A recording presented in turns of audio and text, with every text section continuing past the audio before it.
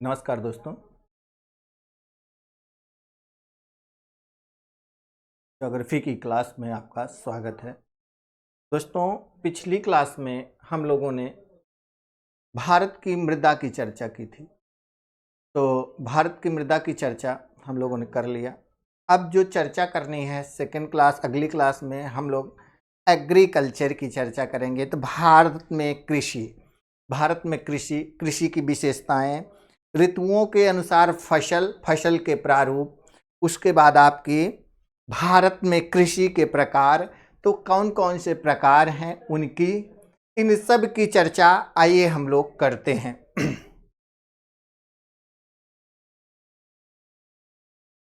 क्या है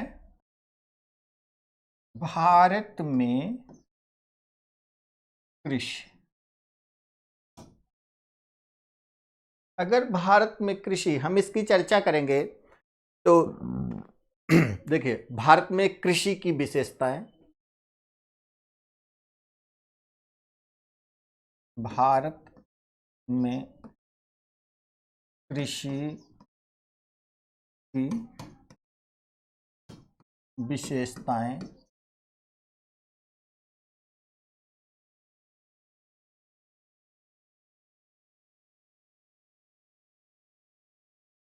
तो क्या विशेषताएं होती हैं? जैसे निर्वाह प्रकार की कृषि, फिर भारी जनसंख्या दबाव की कृषि, फिर आपकी इसके अलावा क्या है, खाद्यान्नों की खेती की प्रधानता, फिर उसके बाद कृषि फसलों की विविधता, ये विशेषताएं हैं यहाँ।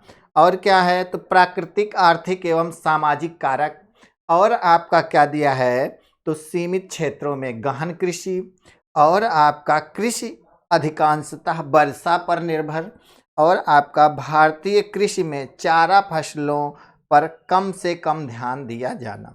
अब देखते हैं कि फसल ऋतुओं के अनुसार फसलों के प्रतिरूप ना,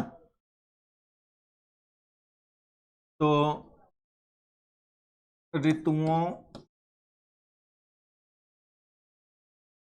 के अनुसार फसलों के प्रतिरूप। तो देखिए, क्या है, पहली खरीफ की फसल। क्या? खरीफ की फसल।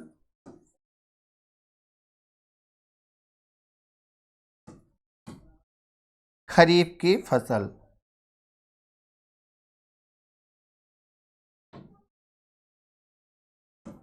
अब खरीफ की फसल कब बोई जाती है, कब काटी जाती है?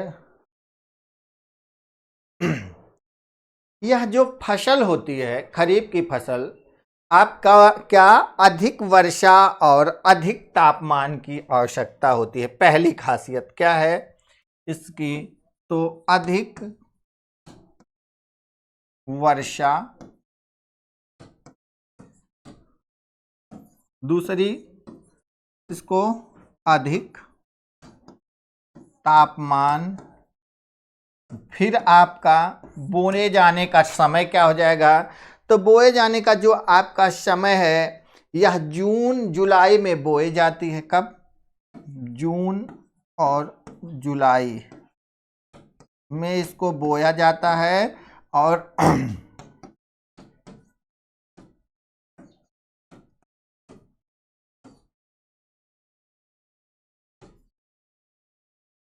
और कब? सितंबर और अक्टूबर में क्या हो जाता है, काट लिया जाता है। क्या किया जाता है? काट लिया जाता है। अब इनमें कौन कौन सी फसल आती हैं उसकी बात करेंगे। तो देखिए, चावल, मुख्य चावल, फिर उसके बाद आपका है ज्वार, मक्का, कपास, मूंगफली। ज्वार, मक्का,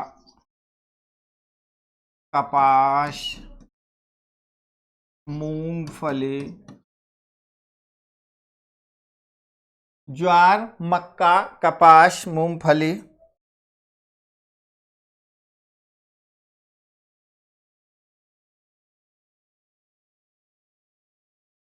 ज्वार, मक्का, कपास, मूंगफली, तंबाकू, बाजरा, गन्ना, दाल, तंबाकू, बाजरा, गन्ना, दाल, तंबाकू, बाजरा, गन्ना, दाल, प्याज, हरी मिर्च, लौकी, भिंडी, ये सब भी होते हैं। प्याज, हरी मिर्च, लौकी,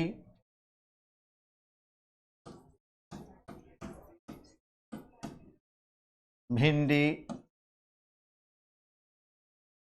ETC, मतलब आदि फसलें क्या होती हैं, खरीफ की फसल हैं। क्या है यह आपकी क्या है, खरीफ की फसल।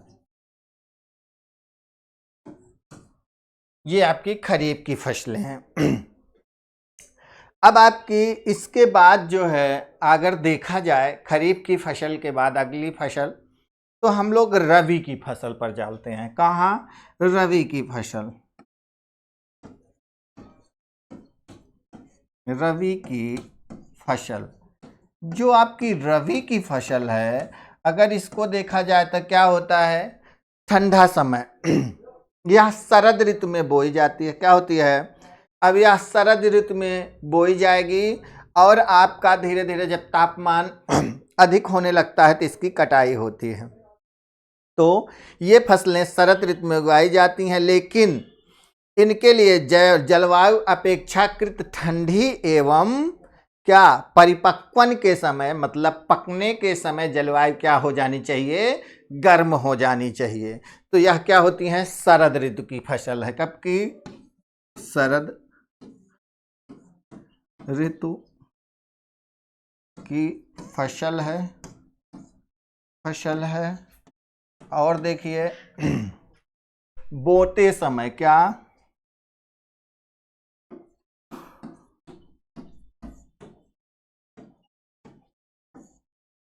ठंडा एवं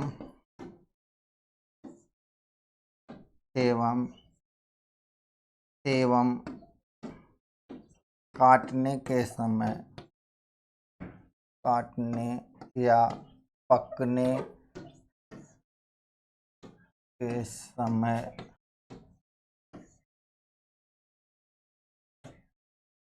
गर्म जलवायु की आवश्यकता होती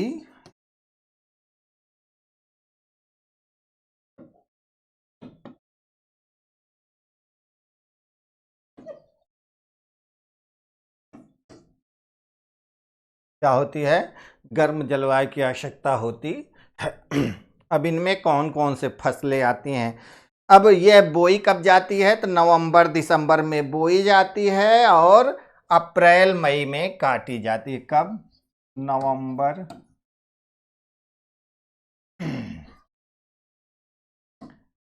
दिसंबर बोई गई और अप्रैल और मई में क्या हो जाता है, इसको काट लिया जाता है।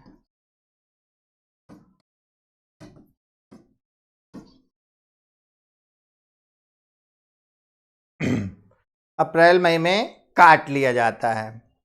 अब यह जो रबी की फसल है, इसमें गेहूं, चना, सरसों,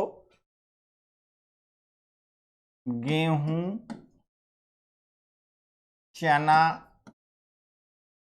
सरसों, रेपसीड, ये सब क्या होती हैं, आदि फसलें उगाई जाती हैं। मतलब आदि फसलें उगाई जाती हैं।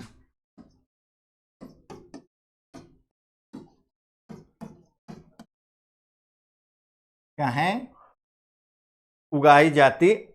इसके बाद आपका दो हो गया, ऋतुओं के अनुसार दो हो गया। एक आपका क्या हो गया, खरीफ की फसल, दूसरी आपकी रबी की फसल।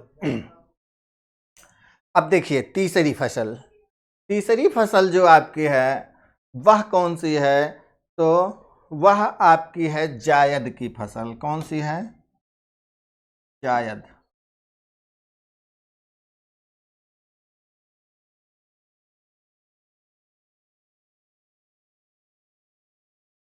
जो आपकी जायद की फसल है, अगर इसकी हम लोग चर्चा करेंगे तो इसमें यह भारत की मुख्य रूप से क्या है, सिंचाई वाले क्षेत्रों में क्या अल्प अवधि के लिए उगाई जाती है। कहाँ? जहाँ पे सिंचाई के साधन बेहतर ढंग से हों वहाँ, और अल्प अवधि के लिए यह उगाई जाती है।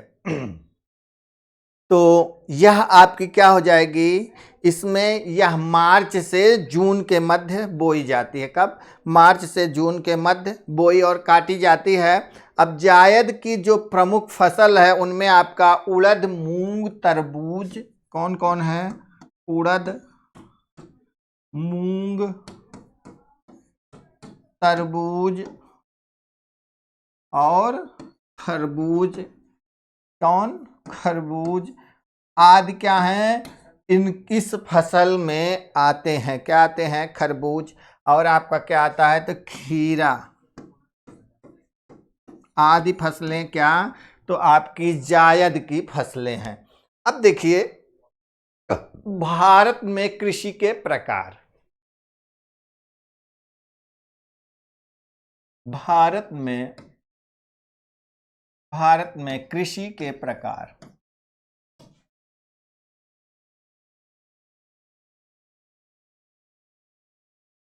भारत में कृषि के प्रकार की अगर हम लोग चर्चा करेंगे तो देखिए, एक होती है निर्वाह कृषि। क्या होती है? निर्वाह कृषि।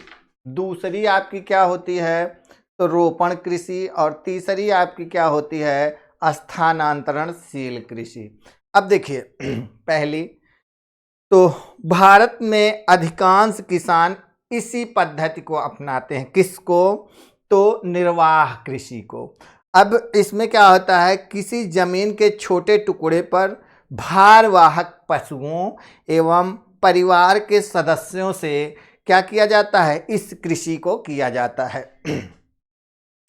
भारत में कृषि के प्रकार में हम लोग क्या कर लेंगे, तो पहला निर्वाह कृषि। कौन है? निर्वाह कृषि। अब यह कृषि कैसी है, तो जीवन यापन के लिए, जैसे निर्वाह का मतलब ही हो गया कि उतना ही फसल उगाया जाएगा, उतना ही जितने में जीवन यापन हो सके, तो इसे हम लोग क्या कहेंगे, निर्वाह कृषि। और भारत में यह पद्धति सर्वाधिक अपनाई जाती है। लोग जो है थोड़ा सा बोते हैं, 2 बिस्सा 4 बिस्सा 1 कट्ठा इतना आप लोगों के पास ज़मीन ही है, तो उस ज़मीन पर जो बहुत बड़े काश्तकार होंगे उन्हीं के पास बहुत ज़्यादा अधिक होगी तो अधिक होगी, बाकी ऐसे थोड़ी थोड़ी ही। तो ये आपके क्या हैं, वही भारवाहक पशुओं द्वारा, और इसके द्वारा आपकी इस पद्धति से क्या होता है, कृषि की जाती है। और इस पद्धति को अपनाए जाने वाले तरीके क्या हैं, पुराने हैं। निर्वाह कृषि को, इसकी जो पद्धति है यह जो है पुरानी कृषि पद्धति है। अब इसमें क्या होते हैं, जो उपकरण हैं वह भी साधारण होते हैं। और क्या होता है, इसमें मुख्य रूप से खाद्य फसलों के उत्पादन पर बल दिया जाता है। जैसे खाद्य का मतलब हम गेहूं, चावल, चना, इन सब की कृषि के लिए हम लोग क्या करते हैं, इस पर विशेष बल देते हैं, तो वह आपकी निर्वाह कृषि हो जाती है। दूसरी आपकी कौन सी है, रोपण कृषि। रोपण कृषि की चर्चा करते हैं, तो रोपण कृषि में क्या आ जाएगा, रोपण कृषि में आ जाएगा, भारत में रोपण कृषि ब्रिटिश काल या ब्रिटिश सरकार द्वारा कब, 19वीं शताब्दी में, कब, 19वीं शताब्दी में शुरू की गई। उसके बाद इस प्रकार की कृषि को नगदी क्या, इस प्रकार की कृषि में आपका नगदी फसल उगाई जाती है। आपकी नगदी फसल उगाई जाती है। इस कृषि की विशेषता क्या है, तो विशेषता क्या है, ज़्यादा पूंजी लागत, विशाल भूमि, प्रबंधन कौशल, तकनीकी ज्ञान, अत्याधुनिक कृषि मशीनरी, उर्वरक और क्या अच्छी परिवहन सुविधा एवं आपका बड़ी संख्या में वनोन्मूलन एवं मृदा अपरदन होता है। अब इसके बाद आपका इस कृषि के तहत उगाई जाने वाली फसलें कौन कौन सी हैं? जो रोपण कृषि है, रोपण कृषि में आपके रबर कौन कौन से हैं? रबर। और आपका क्या है रोपण कृषि में? तो चाय, कहवा, कोको, चाय, कहवा, कोको, ये सब फसलें क्या हैं? रोपण कृषि की हैं। निर्वाह कृषि में आपके कौन कौन से? तो गेहूं, चावल, खाने की जो वस्तुएं हैं वह निर्वाह कृषि में है। इसके बाद एक अंतिम कृषि भारत में जो आदिम जात से आदिकाल से जो कृषि चली आ रही है उसे क्या कहते हैं? तीसरी है झूम कृषि। क्या है? झूम कृषि। या फिर इसको क्या कहा जाता है? स्थानांतरणशील कृषि। क्या? स्थानांतरणशील कृषि। या फिर इसे क्या कहते हैं? इसे अंग्रेजी में स्लैश एंड बर्न एग्रीकल्चर। तो यह क्या है? सबसे पुरानी कृषि की। इस प्रकार की कृषि में आदिवासी लोगों द्वारा जमीन के क्या एक टुकड़े को कृषि के लिए साफ कर लिया जाता है। एक छोटा सा भाग क्या किया जाता है? पेड़ पौधों को काट कर वहां पर आपके साफ किया जाता है। 2-3 वर्षों बाद जब जमीन में उर्वरता कम हो जाती है तो उस भूमि को क्या किया जाता है? छोड़ दिया जाता है। उसके बाद फिर कहीं अन्य जगह उसी के बगल में फिर आपकी अगली कृषि क्षेत्र को ये लोग अपना लेते हैं और वहाँ कृषि करने लगते हैं। अब यह कृषि अति प्राचीन पद्धति वाली है। क्या है? इस कृषि को सबसे पुरानी पद्धति की कृषि कहा जाता है। परिणामतः यह कृषि ज़्यादा से ज़्यादा कहाँ? तो पर्वतीय एवं पहाड़ी क्षेत्रों में इस कृषि को की जाती है। अब इसमें मुख्यतः कौन कौन से क्षेत्र होते हैं? तो इनमें क्या होता है? बड़ी संख्या में पेड़ों को काटा जाता है, जलाया जाता है, तो वही स्लैश एंड बर्न है, ये है। तो अब उनमें आपका जैसे कहाँ कहाँ यह कृषि की जाती है? तो आपके देखिए असम, मेघालय, मणिपुर, त्रिपुरा, मिजोरम, उड़ीसा, फिर उसके बाद अरुणाचल प्रदेश, मध्य प्रदेश, आंध्र प्रदेश में रहने वाली जनजातियां क्या करती हैं? इस प्रकार की कृषि को करती हैं। अब यह कृषि आपकी, इस कृषि के अंतर्गत धान, मक्का, बाजरा, तंबाकू, गन्ना इत्यादि की खेती की जाती है। क्या किया जाता है? धान, बाजरा, मक्का, तंबाकू आदि की कृषि की जाती है। तो ये आपका क्या है? यह स्थानांतरणशील कृषि की पद्धति है। अब इसके बाद आपका आता है थोड़ा सा जैसे जो है हरित क्रांति। क्या है? तो भारत में हरित क्रांति की शुरुआत 1966-67 में हुई। भारत में हरित क्रांति लाने का श्रेय किसको है? तो एमएस स्वामीनाथन को है। किसको है? एमएस स्वामीनाथन।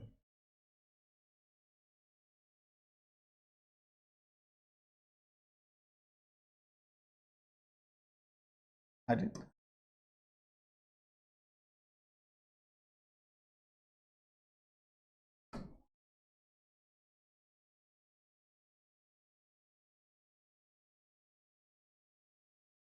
किसको है? एमएस स्वामीनाथन को है। विश्व में हरित क्रांति लाने का श्रेय किसको है? तो नोबेल पुरस्कार विजेता कौन है? तो नॉर्मन बोरलॉग महोदय हैं। तो भारत में हरित क्रांति का श्रेय, यह क्वेश्चन हो सकता है। तो भारत में हरित क्रांति का श्रेय, क्रांति का श्रेय आपका किसको है? तो एम एस स्वामीनाथन को, किसको है, एम एस स्वामीनाथन को भारत में हरित क्रांति लाने का श्रेय दिया जाता है। और विश्व में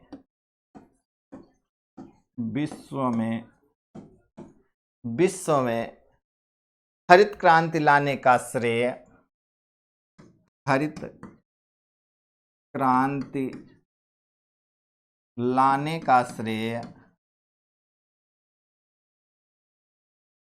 नोबेल पुरस्कार विजेता, नोबेल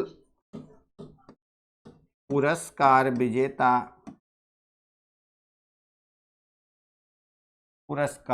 विजेता नॉर्मन बोरलाग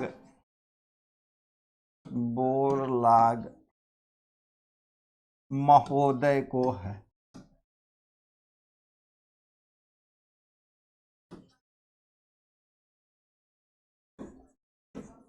क्या है, नॉर्मन बोरलाग महोदय को है।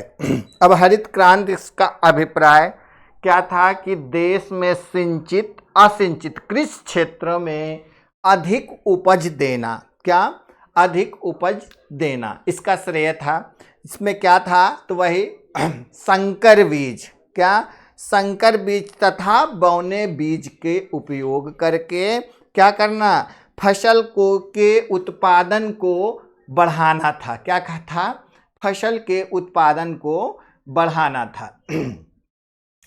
अब इसका यह जो है मुख्य लक्ष्य था। अब हरित क्रांति के 12 घटक हैं, क्या क्या, तो उच्च उपज और क्या किस्म के बीज, आपके कौन से, तो उच्च उपज किस्म के बीज, दूसरा आपका सिंचाई, तीसरा रासायनिक उर्वरकों का प्रयोग, फिर चौथा आपका क्या था, कीटनाशक दवाओं का प्रयोग, पांचवा आपका क्या था, कमांड एरिया का विकास करना, छठा आपका जोतों का सुदृढ़ीकरण, सातवां आपका भूमि सुधार करना, आठवां आपका क्या था, तो कृषि ऋण की आपूर्ति करना, नौवां आपका क्या था, तो ग्रामीण विद्युतीकरण करना, 10वां आपका ग्रामीण सड़कें एवं विपणन था, 11वां आपका क्या था, तो कृषि का मशीनीकरण करना, और 12वां क्या था, तो कृषि विश्वविद्यालय का निर्माण करवाना। यह आपके, अब इसके क्या हुए, हरित क्रांति के प्रभाव क्या पड़े, तो सकारात्मक प्रभाव क्या हुआ, उत्पादन में वृद्धि हुई, किसानों की उन्नति हुई, खाद्यान्नों के आयात में कमी आई, क्या हुई, खाद्यान्नों के आयात में कमी आई, और क्या हुआ, पूंजी खेती होने लगी, और क्या, कृषि से लाभ की पुनर्प्राप्ति होने लगे, औद्योगिक विकास बढ़ा, और क्या, ग्रामीण रोजगार में भी क्या हुआ, इससे वृद्धि हुई है। अब इसके बाद आपका क्या है, नकारात्मक प्रभाव क्या हुए इसके, नकारात्मक प्रभाव की अगर हम लोग बात करेंगे तो इसमें अंतर फसल असंतुलन आया, क्षेत्रीय असंतुलन में वृद्धि आई, बड़े किसानों को ही लाभ प्राप्त हुआ, बेरोजगारी आई, और क्या हुआ, अंतः क्षेत्रीय प्रवास में वृद्धि हुई, पारिस्थितिकी समस्याओं में भी क्या हुआ, वृद्धि हुआ। तो यह आपका क्या था, यह आपकी हरित क्रांति की समस्या और क्या थी, सकारात्मक प्रभाव। अब चलते हैं कहाँ, हम लोग चलेंगे फसलों का वर्गीकरण करेंगे, भारत में फसलों का वर्गीकरण। उसके बाद हम लोग चलते हैं कि कौन कौन से फसल और उनका क्या मौसम, किस मौसम में होंगे, आवश्यक दशाएं क्या होनी चाहिए, उनका उत्पादन में प्रमुख स्थान क्या है, किस राज्य में सर्वाधिक है, किस देश में सर्वाधिक है। तो इन सब की हम लोग चर्चा करते हुए आगे बढ़ेंगे।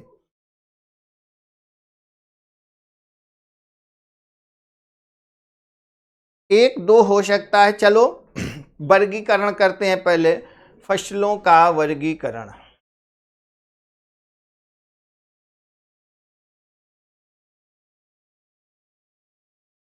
फसलों का वर्गीकरण।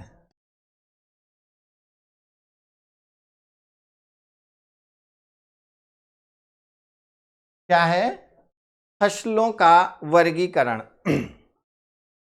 अब अगर बात करें फसलों के वर्गीकरण की, तो देखिए खाद्यान्न फसलें होती हैं, नकदी फसलें होती हैं, रोपण फसलें हैं, बागवानी फसलें हैं। पहली आपकी क्या लिख लेते हैं? खाद्यान्न फसल। खाद्यान्न फसल। अगर खाद्यान्न फसल की बात करेंगे तो कौन कौन सी हो जाएंगे? चावल, गेहूं, मक्का, ज्वार, बाजरा। कौन? चावल, गेहूं, मक्का, ज्वार, बाजरा। ये क्या हो गई? ये आपकी ETC मतलब इत्यादि या फिर आदि। तो ये आपकी खाद्यान्न फसलें हैं। दूसरे नंबर पर हम चलते हैं, कौन सी फसल? तो आपकी नकदी फसल। नकदी फसल। जो आपकी नकदी फसल है, अगर इसकी चर्चा किया जाएगा तो इसमें आपकी आती है कपास, जूट, गन्ना, तंबाकू, मूंगफली। कौन? कपास, जूट, गन्ना, तंबाकू, और आपकी क्या है? तंबाकू। फिर उसके बाद आपका क्या है? मूंगफली आदि। मूंगफली आदि।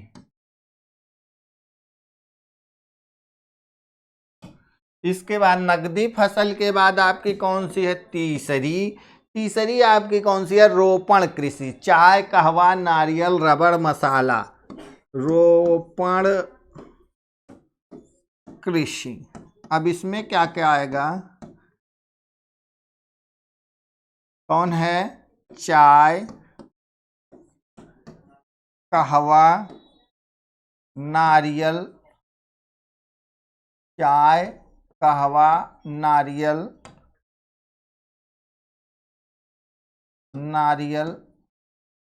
चाय, कहवा, नारियल, रबर, मसाला।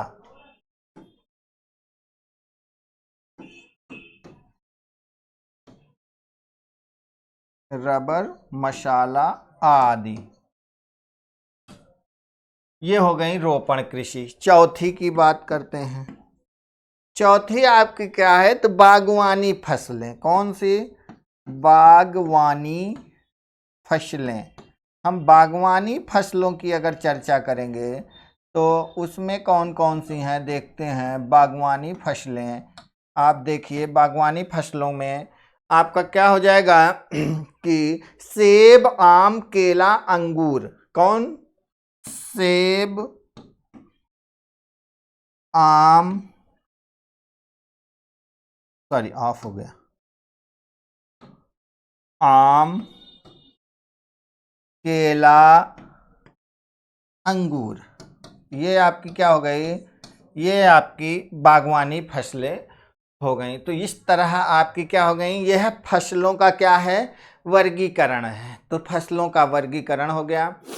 एक चीज हम विशेष बात करने वाले थे, हम आगे बढ़ गए। विशेष आपकी बात क्या है कि 5 मिनट है। जो स्थानांतरणशील कृषि है, या फिर हम लोग क्या किए थे, कहाँ थे?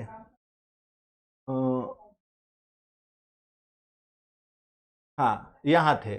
जो आपकी निर्वाह कृषि, झूम कृषि, जो आपकी झूम कृषि थी, इसमें जैसे भारत में ही कई राज्यों में झूम कृषि की जाती है और विश्व में झूम कृषि या स्थानांतरणशील कृषि है। तो इनके कुछ स्थानीय नाम हैं। क्या हैं? स्थानीय नाम हैं। एक बार मैं उनकी चर्चा इसलिए करना चाहता हूं कि PCS में भी हमेशा क्वेश्चन ज़्यादा से ज़्यादा रखा जा रहा है और तो हम इसको देखिए अभी बिहार में भी हुआ तो वहां भी क्वेश्चन रखा गया। तो स्थानांतरणशील कृषि या फिर झूम कृषि में क्या, तो स्थान विशेष पर नाम, तो स्थानीय नाम करेंगे। स्थानांतरणशील कृषि के स्थानीय नाम। अब किस देश में, विश्व लेवल पर चलते हैं, किस पर हम लोग विश्व में। तो विश्व में सबसे पहले मैं लिखता हूं लदांग।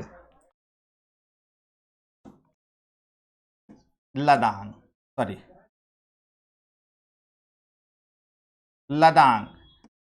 अब जब हो ही गया, मिट ही गया तो एकदम से मिट जाओ। चलो, क्या है, लदांग। अब आपका जो लदांग है वह कहाँ कहाँ कहा जाता है, लदांग। तो इंडोनेशिया और मलेशिया में क्या कहा जाता है, लदांग। इंडोनेशिया एवं मलेशिया।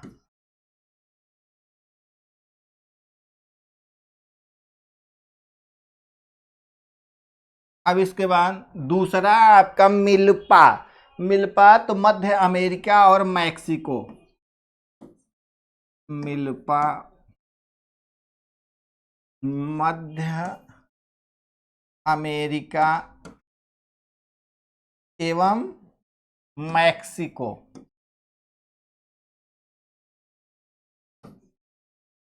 यहां पर मिल्पा के नाम से जाना जाता है। इसके बाद आपका क्या है, रोका, ब्राजील। रोका ब्राजील। इसके बाद आपका रोका के बाद आपका है मशोल, जायरे एवं मध्य अफ्रीका। मशोल, जायरे एवं क्या, जायरे एवं मध्य अफ्रीका। मध्य अफ्रीका। इसके बाद आपका है मशोल बोला जाता है। इसके बाद आपका कौन सा है, तो तुंग्या। तुंग्या कहाँ, तो म्यांमार।